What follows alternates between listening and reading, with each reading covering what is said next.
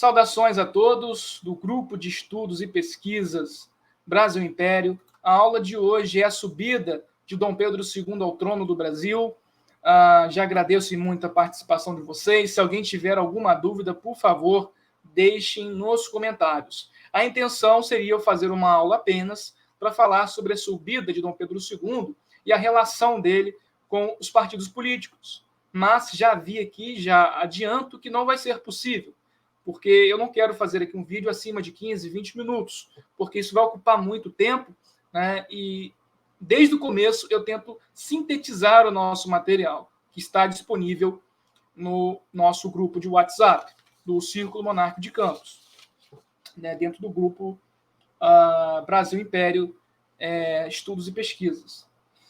Bom, pessoal, então vamos falar hoje sobre Geoffrey Needle, que é o autor do artigo, o qual eu deixei aí para vocês, tá? Vocês podem analisar, vocês podem rever aí no grupo do WhatsApp, que está o material dele, e o título do artigo é Formação dos Partidos Políticos no Brasil, da Regência à Conciliação. Então, nós estamos no ano de 1840, né, sendo analisado aqui neste momento.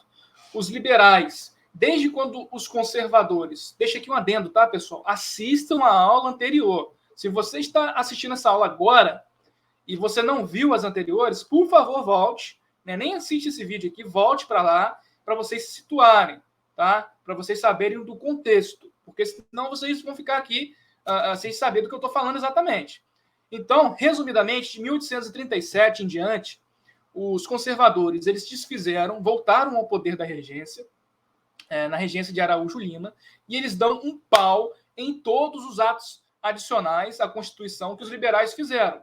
Então, esse período de 1837 marca o regresso conservador, a volta dos conservadores no poder da regência e também o retrocesso das leis. Não o retrocesso do modo aqui adjetivado, mas um retrocesso ao status anterior, um status de centralização política, né?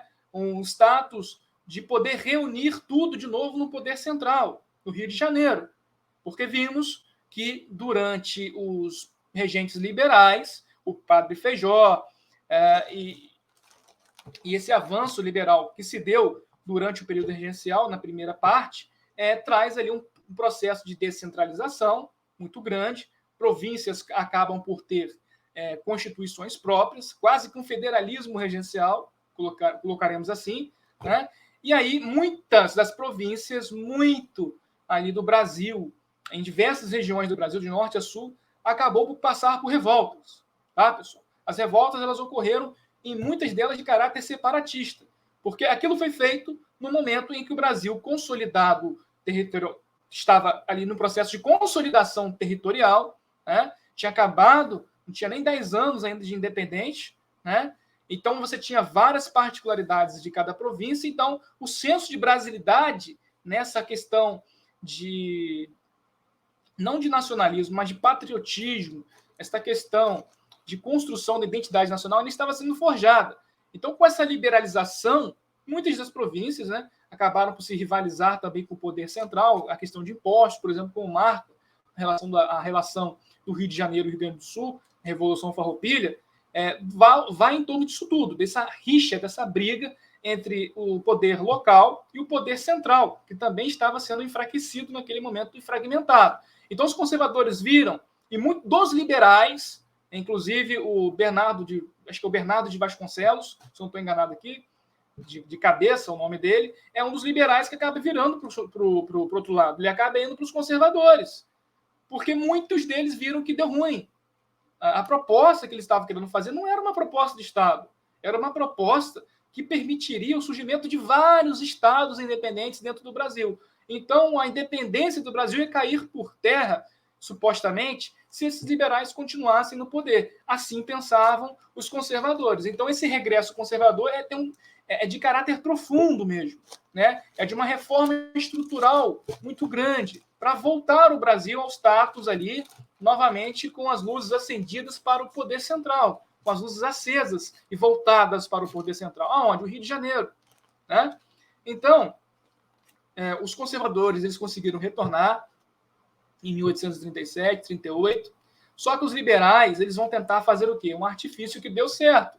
Eles tentaram fazer ali um tipo de conspiração e conseguiram para trazer o Dom Pedro II ao poder. Pessoal, não seremos ingênuos. Os liberais queriam o Dom Pedro II no poder para quê? Se eles defendiam ali a descentralização. Era uma espécie de veneno para matar ali os conservadores em primeiro momento, porque eles não tinham maioria mais nas câmaras, eles não conseguiam eleger gente mais liberal. Os conservadores tomaram tudo. Então, analisando o papel constitucional do imperador, voltando ali o poder para a mão do imperador, eles quiseram fazer o quê? Olha, vamos chamar o Pedrinho, porque o Pedrinho vai nos colocar no poder. Né? Poxa, vamos pedir para voltar, vamos forçar isso daí, e foi feito realmente isso, essa conspiração. O clube da maioridade, muitos liberais participando, e os conservadores também, de certa forma, até que viram isso com bons olhos. Só que quando o imperador Dom Pedro II ele é convidado a subir, né? Tem até a famosa frase do imperador que, quando perguntado, ele disse que sim, quero já, logo, né? Foi perguntado a ele se ele queria realmente assumir o poder naquela altura, ele aceitou. Tá? E aí ele sobe ao poder e a primeira coisa que ele faz é o quê? É tirar os conservadores.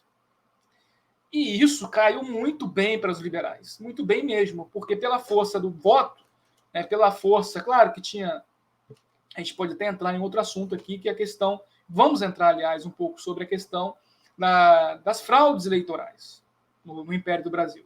Mas, através da estrutura eleitoral daquele momento, e da opinião pública também, os liberais não tinham condições de subir no poder naturalmente. Então, eles fizeram esse joguete. Vamos colocar o imperador vai dissolver ali esse gabinete conservador e dissolver a Câmara conservadora, e aí nós vamos entrar com tudo. Só, meu amigo, que aí vamos entrar na questão do Dom Pedro II. Dom Pedro II, ele não era bobo. Vamos entrar no texto do Nídio e vamos perceber isso de maneira bem clara. Tá? Se vocês estiverem aí com seus artigos aí em posse das mãos, recomendo que esteja, porque em diversos momentos eu vou fazer leitura, vou fazer colocações e citações. Na página 20 deste artigo, diz exatamente o seguinte: após o golpe da maioridade de 1840, o monarca imediatamente mostrou um desejo pessoal de independência e supervisão. Veja bem, ele queria ser independente. A visão do Dom Pedro II de monarca era uma visão que ele não era um rei num sistema, uma forma de governo, em um sistema britânico político, né, de governo. Então, o Dom Pedro II ele vai fazer o quê? Olha, eu vou pensar bem, porque os liberais eles são traiçoeiros, né? Não só os liberais, mas todos os partidos, os caciques, eles são traiçoeiros, e eu não vou dar mole para esses caras não, porque eles vão querer me usar. Eles vão querer me usar para ter poder. Então, vamos lá. Ambos eram explicitamente atribuições suas de acordo com a Constituição de 24. Ou seja, não era o imperador que queria e ele vai fazer, não. Eu vou ser assim, independente, não. A própria Constituição determinava que o imperador deveria ser essa figura isenta, né? E independente também. Então, pessoal, nem em 1840 e nem posteriormente o imperador aceitaria ser figurativo, aquilo que eu falei anteriormente, ou agiria para fortalecer o princípio de um governo de gabinete representativo formado a partir de uma maioria verdadeiramente representativa. A maioria é essa verdadeiramente representativa que nunca existia no Império, por causa das fraudes eleitorais. Sua visão sobre o papel dos políticos e das expectativas dos chefes dos partidos era de desconfiança. O Dom Pedro II ele não era bobo. Ele entra no poder através de um golpe, onde, dentro desse golpe, essa jogada, um golpe da maioridade é um assunto de discussão, porque isso teve apoio da Câmara, teve apoio do Senado, teve apoio do povo, teve apoio de quase todo mundo. O problema ali era o empecilho na própria lei do país, na Constituição. Mas isso foi resolvido. Mas o golpe, que eu diria, foi o golpe dos liberais. Né? Foram os liberais que deram o golpe, porque depois eles que saíram beneficiados. Mas foi por pouco tempo. O Dom Pedro II ele percebe que ele foi usado. Né? E ele não quer mais ser usado. Né? Se é que ele já sabia que estava sendo usado, deixou... É uma dúvida que fica no ar. Mas bobo ele não era. Né? Por que ele não era bobo? como eu disse, ele cresceu nesse ambiente de desconfiança, tendo essa desconfiança dos partidos políticos. Dom Pedro, voltando ao texto, da página 20, tinha crescido durante a regência, quando o papel constitucional do monarca fora desafiado, em meio a uma grande insegurança pessoal e política. Está bem claro, né? Na prática, ele havia se tornado órfão pelos líderes da oposição liberal da década de 1820 e então, sucessivamente, aterrorizado ou cortejado por muitos daqueles mesmos homens na década de 30, uns buscando restringir o seu poder e outros querendo utilizá-lo. No caso, os liberais, nesse momento de 1840, foi querer usar ele, né? Mas veja bem, Dom Pedro II, ele, quando o pai foi embora, foi convidado a se retirar pelo exército e pelas facções liberais. Olha só, os liberais, pessoal, conseguiram fazer um ambiente, criar ali um ambiente, eles articularam, de certa forma, os líderes ali para poder expulsar o primeiro imperador do Brasil. Ou seja, ele ficou órfão por causa desses caras. Agora eu estou falando da questão pessoal. Então você acha que o Dom Pedro II ele vai ter mesmo essa visão tranquila sobre os partidos políticos, tendo em vista que a sua família foi separada por causa disso? Veja bem, quando o Dom João VI estava aqui no Brasil, ele teve que voltar por quê? Por causa do estouro da Revolução do Porto, que era uma outra revolução constitucional, né, que foi uma primeira revolução de fato constitucional de Portugal, que exigia que o rei voltasse e abaixasse a cabeça. Ou seja, ali o Dom Pedro I perdeu o pai, né, vamos colocar assim, foi embora, teve que ir para Portugal, desfez ali a parte da família, ficaram um de um lado, outro de outro, e agora, de novo, os liberais, se já haviam separado o avô do pai, agora eles vão separar o pai do filho. Preciso falar mais alguma coisa? Qual era o sentimento que Dom Pedro II tinha com esses caras? Mas é o que eu falo com vocês. Não era uma questão de ação sentimental do Dom Pedro II, essa questão de desconfiança, mas era uma questão de ação constitucional. Ele tinha que ser isso mesmo. Se ele fosse bobo para o partido, ele, no momento que ele tivesse entrado dentro sentado no trono, assumido o poder, ele tinha que perder essa bobeira dele, por força da Constituição, porque ele tem que ser isento, ele tem que ser árbitro, né? Então eu acho que ficou claro aqui. Se alguém tiver alguma dúvida, pode colocar abaixo, mas eu vou prosseguir. Seria possível culpar Dom Pedro II por ver os estadistas fundadores dos partidos com receio e tratá-los como interesseiros, sedentos de poder? É a pergunta que fica, que o próprio artigo está fazendo.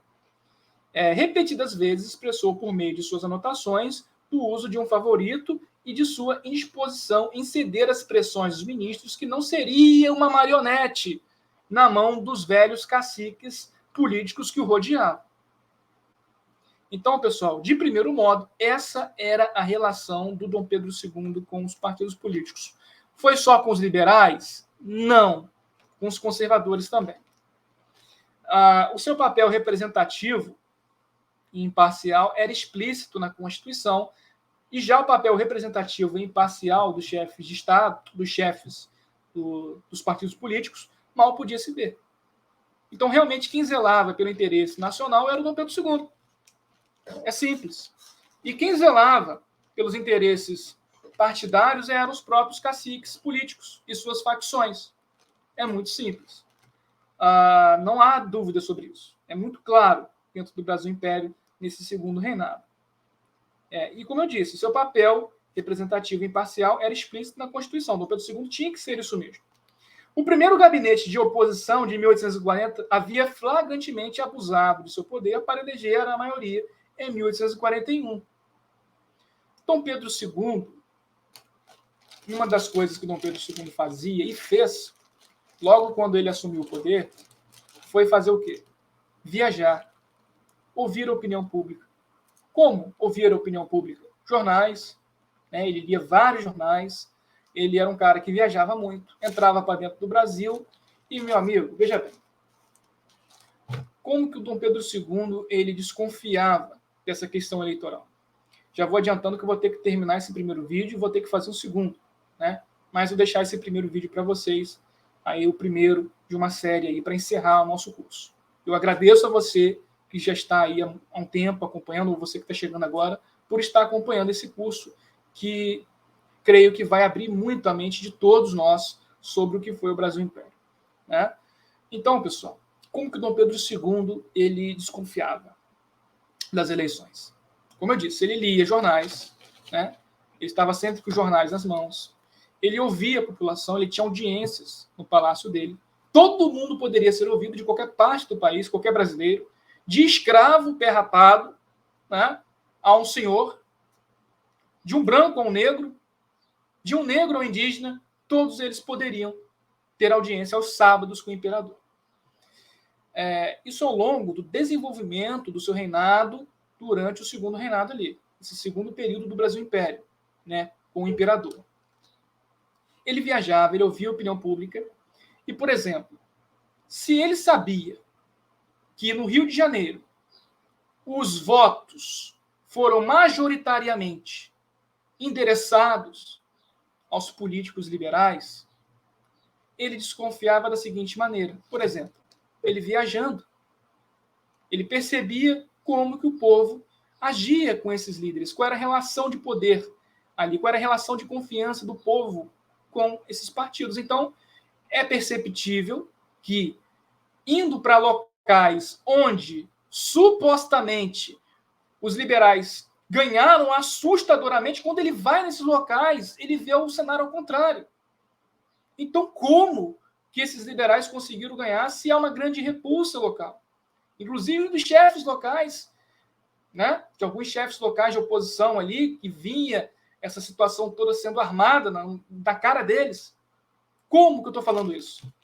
Porque na época da regência, por exemplo, você tinha ali o gabinete do regente, e o gabinete do regente ele vai indicar, isso já depois do regresso conservador, os líderes das províncias. E os líderes da província, por sua vez, eles indicavam o chefe de polícia, o delegado, os juízes. Entendeu? Então as eleições poderiam ser fraudadas. Simplesmente. Então Dom Pedro II ele se ligava, olha, peraí, estou aqui foi um reduto liberal, e aqui o pessoal está assustadoramente voltado ali em consonância com os conservadores, tem coisa errada. E era aí que ele, era um dos critérios dele para poder desfazer o parlamento. E foi isso que Dom Pedro II fez em 1841. Ao ver que essa estrutura liberal era praticamente falseada. Não havia estrutura política e representativa nenhuma, praticamente ali, para os liberais, exceto em algumas partes do Brasil, por exemplo, Bahia, que sempre foi um reduto liberal, Pernambuco, né? Mas percebia-se que havia uma grande repulsa contra os liberais. Então, claramente, o Dom Pedro II decidia que o melhor a fazer era dissolvê-los. E isso foi feito em 1841, né, onde ele percebeu a fraude eleitoral, era explícita, né, como eu disse, e ele acabou retirando, em pouco tempo, os liberais do poder. Os liberais ficaram, se não me engano, 6 a 7 anos, e em 1848 ele desfaz essa liderança liberal, ele tira do poder. Tá? Então, pessoal, a questão é essa, o Dom Pedro II ele vai, a cada vez mais, a cada tempo que vai passando no seu reinado, ele vai ficando mais maduro, ele vai pegando as manhas, né? E ele vai deixando o segundo reinado bem a cara dele, né? Esse parlamentarismo, as avessas, os liberais de primeiro momento eles vão ficar um pouco no poder, depois eles vão começar a sofrerem derrotas e as percepções de representatividade que o imperador tinha sobre esse partido era de suspeita, né? Em 1848, Dom Pedro II vai desfazer essa brincadeira todinha dos liberais e os conservadores eles vão retornar novamente. Bom, 20 minutos, já agradeço a presença de vocês aqui, e se vocês tiverem dúvida aí, ficou alguma coisa aí que ficou no ar e vocês não entenderam, por favor, deixe nos comentários. Espero ver vocês novamente no próximo vídeo. Até mais!